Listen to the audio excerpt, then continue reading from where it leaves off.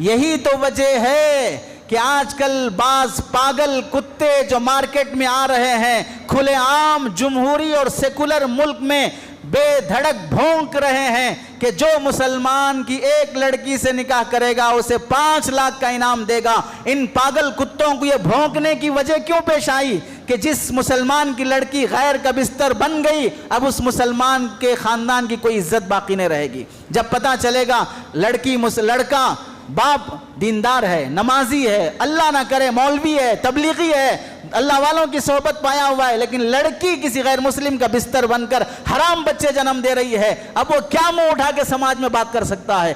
ایسے اگر 500 گھرانوں سے لڑکیاں چلی جائیں، 500 خاندان کے لوگ کتنے شرم سے ڈوب مر جاتے ہیں۔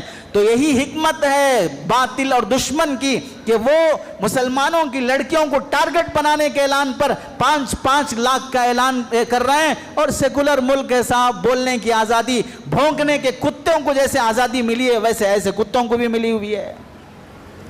تو عصمت کی حفاظت یہ خاندان کا حق ہے۔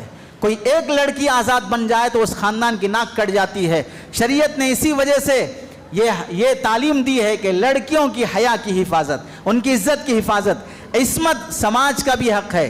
یاد رکھیں، سماج میں ہم کھلے عام گاڑی لیے نکل گئے، لڑکی کہیں جانا ہو، کالج جانا ہو، ہاسپٹل جانا ہو، مارکیٹ جانا ہو، بائک لی، آٹو بک کری، نکل گئی۔ کس ہمت سے نکل رہی ہے؟ اس ہمت سے نکل رہی ہے کہ میری عزت محفوظ ہے، بازو والا مجھے چھیڑے گا نہیں، منہ مارے گا نہیں، کاٹنے دوڑے گا نہیں، یہ اطمینان ہے، تبھی لڑکیاں عورتیں گھر سے باہر نکل رہی ہیں۔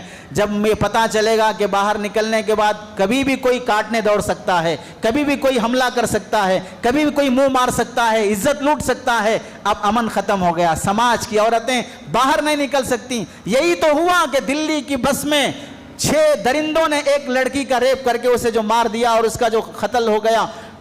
کیوں ہوا؟